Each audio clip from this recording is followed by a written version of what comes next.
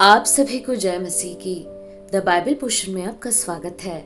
हमारा आज का वचन है व्यवस्था विवरण की पुस्तक पहला अध्याय वचन 1 से 18।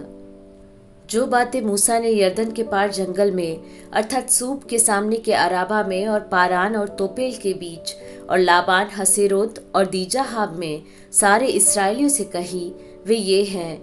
होरेब से कादेश बढ़ने तक सेईर पहाड़ का मार्ग 11 दिन का है। 40वें वर्ष के 11वें महीने के पहले दिन को जो कुछ यहोवा ने मूसा को इसराइलियों से कहने की आज्ञा दी थी उसके अनुसार मूसा उनसे ये बातें कहने लगा। अर्थात जब मूसा ने एमोरियों के राजा हेशबोन वासी सीहोन और बाशान के राजा अश्तारोत वासी ओग को एद्रई में मार डाला, उसके बाद यरदन के पार मोआब देश में वह व्यवस्था का विवरण यूं करने लगा।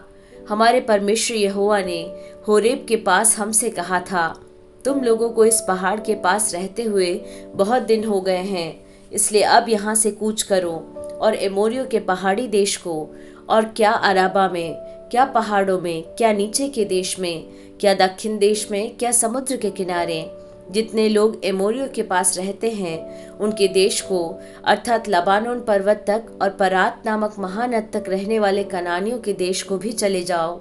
सुनो, मैं उस देश को तुम्हारे सामने किए देता हूँ जिस देश के विषय यहोवा ने अब्राहम, इसहाक और याकूब तुम्हारे पितरों से शपथ खाकर कहा था कि मैं इसे तुमको और तुम्हारे बाद तुम्हारे वंश को दूंगा, उसको अब जाकर अपने अधिकार में कर लो।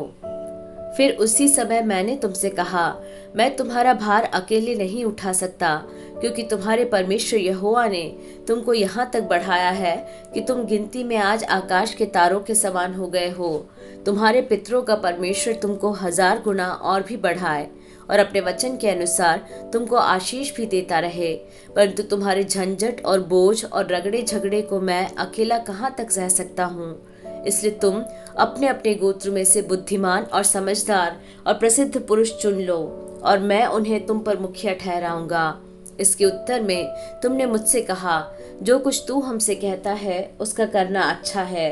इसलिए मैंने तुम्हारे गोत्रों के मुख्य पुरुषों को जो बुद्धिमान और प्रसिद्ध पुरुष थे चुनकर तुम पर मुखिया नियुक्त किया, अर्थात 1000, 100, 50 और 10 के ऊपर प्रधान और तुम्हारे गोत्रों के सरदार भी नियुक्त किए।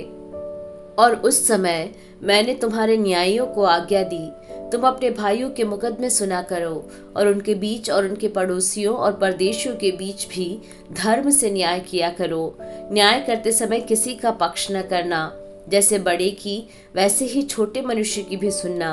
किसी का मुंह देखकर न डरना, क्योंकि न्याय परमेश्वर का काम है। और जो मुकदमा तुम्हारे लिए कठिन हो वह मेरे पास ले आना और मैं उसे सुनूंगा। और मैंने उसी समय तुम्हारे सारे कर्तव्य तुमको बता दिए।